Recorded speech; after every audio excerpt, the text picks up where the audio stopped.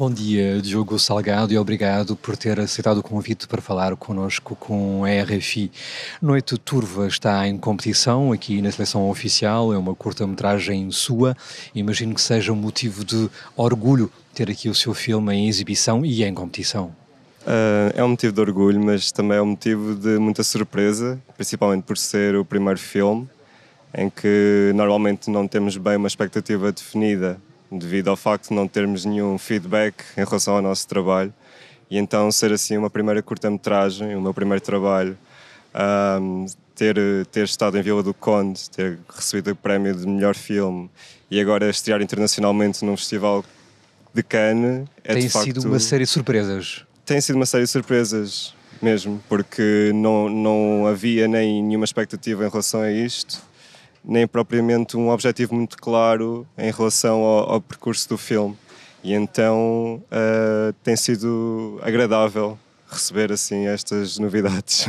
Ainda por cima, Vila do Conde é um tão emblemático festival de curtas-metragens em Portugal, portanto a recepção correu bem e terá talvez sido esse um dos trampolins para Cannes. Perguntar-lhe em relação aos outros filmes que estão em competição, se vai tentar vê-los, se já os viu. Ainda por cima há dois outros lusófonos que vêm ambos do Brasil. Que olhar é que tem acerca do tipo de propostas que estão aqui em exibição e em competição? Eu ainda só vi algumas informações acerca dos filmes, não os vi ainda, mas irei vê-los todos, até porque irão passar na mesma sessão de estreia que o meu. Estou bastante curioso para ver os dois filmes que estão aqui a representar o Brasil, principalmente, mas também com estas novas novidades de filmes de países como o Kosovo e como a Macedónia, que de facto estas primeiras entradas num festival como o de Cannes realmente pode ser uma oportunidade interessante de explorar esses países enquanto produtores de cinema. E então estou bastante curioso para ver os filmes da restante seleção.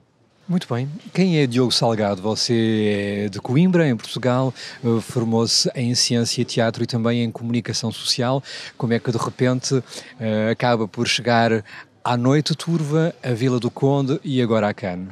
Eu nasci em Coimbra, estudei praticamente até ao 12º ano em Coimbra, que é a minha cidade natal, é lá onde vive a minha família. Mudei-me para Lisboa para estudar cinema, licenciatura em cinema na Escola Superior de Teatro e Cinema. Depois entrei no mestrado em Cinema e Televisão na Faculdade de Ciências Sociais e Humanas da Universidade Nova de Lisboa, onde estou a terminar a minha tese. Paralelamente tenho tido alguns trabalhos, não só em cinema como noutras áreas, e pronto, e é isso. A ideia agora mesmo é tentar apostar no cinema. Está a correr bastante bem este arranque, pelo menos, não é? Está a correr bem, apesar de ter sido um período muito longo para chegar até aqui. Foram 3 anos, desde o início da concepção do filme até agora. Portanto, tenho algumas expectativas agora de ser um processo um bocadinho mais acelerado na produção das minhas próximas ideias. Ainda assim, estou um bocadinho reticente, não tenho bem a certeza o que é que vem após esta estreia no Festival de Cannes. Estou muito curioso também por saber. Qualquer das formas, tenho outros projetos para além do cinema, não é totalmente o meu foco. Quero continuar os meus estudos e quero progredir nessa vertente mais académica do cinema. Mas sim, tenho algumas ideias na gaveta, gostaria de as poder desenvolver e encontrar financiamento para as poder concretizar. Portanto, num futuro muito próximo, são esses os meus planos. Vamos falar de Noite Turva. É, ao fim e ao cabo, um enigmático crepúsculo desprovido de diálogos, o desaparecimento de uma criança. O que é que você pretendeu, de alguma forma, com esta sua proposta? Não sei, eu acho que o filme é apenas uma reflexão sobre esse problema ou esse desafio que é lidar com a perda de outra pessoa, seja ela física, seja ela emocional ou mesmo com a morte, assim num caso mais extremo. Um bocadinho também relacionando com aquilo que são as minhas memórias em relação a esses esse problema, como é que eu lido com isso. O que é que isso pode ter de ponto com a minha infância, como é que eu lidei com isso na minha infância, como é que eu lido com elas agora. Daí o filme talvez ser assim um bocadinho uma visão mais madura de uma história de crianças, não é?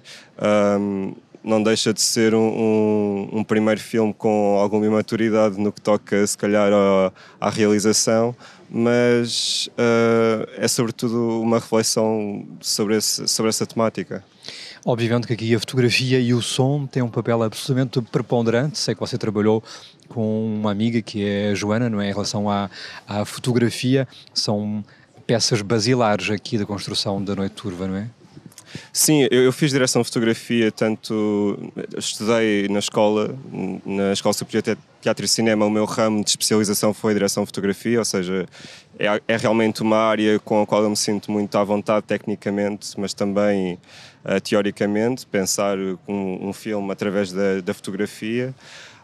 Trabalhar com a Joana foi obviamente um aspecto positivo ao nível da proximidade que eu tenho com ela, termos uma visão que podemos desconstruir em conjunto ou construir em função das perspectivas dos dois, mas acho que é um filme que vive muito da fotografia e do som, porque a realização também se impôs em relação a isso, de não introduzir um diálogo ou não introduzir a palavra como elemento-chave na resolução da narrativa do filme. Fui influenciado por muitos autores que, de facto, procuraram na imagem e no som respostas para essa construção da realização. Portanto, claro que é um filme que não para muitas pessoas pode ser algo como minimalista, no sentido da falta de informação da palavra, mas... Não há narrador, não há diálogos. Exato, mas até que ponto é que isso é de facto o minimalismo, se a imagem é exatamente os 24 ou 25 frames por segundo, ou seja, a informação é exatamente a mesma, o que ouvimos é exatamente o mesmo que em qualquer outro filme. Claro que há esta abstenção da palavra, mas acho que não é isso que torna o filme menos complexo. Falou de autores, perguntar-lhe de facto quais foram as influências, as referências que pesaram, que têm pesado na sua construção como indivíduo e como cineasta. É assim, houve de facto, para este trabalho em concreto, eu trabalhei muito acerca dos autores do cinema mudo. Se bem que procurei sempre uma ponte, ou seja, tecnicamente, por causa da abstenção da palavra, havia de facto essa procura por alguém que me oferecesse soluções para esta falta de diálogos e de narração. E então o cinema mudo, claro que é uma peça-chave, apesar de terem os intertítulos muitas das vezes, mas no cinema contemporâneo há muitos autores que exploram de facto esse silêncio, como o Lisandro Alonso, o Sharunas Bartas, o Pedro Costa em Portugal. Depois, em termos narrativos, desta problemática das questões da infância, da imaturidade em relação a certas questões tão imponentes da vida, como Kiarostami trabalha, por exemplo, de uma forma totalmente... uma visão adulta sobre o acontecimento que ocorre na vida das crianças, normalmente.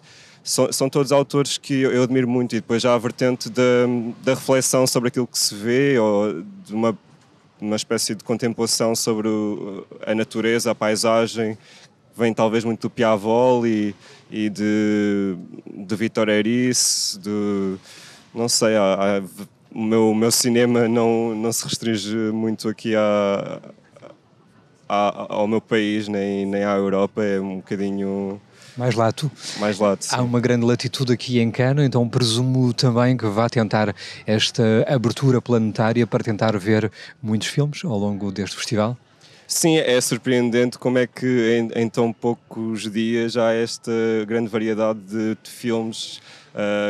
Aliás, na sessão de abertura, quando apresentam a seleção oficial e mostram pequenos trechos dos filmes, a variedade de um para o outro é impressionante, e só é um bocadinho, é só um trecho que se mostra, não é?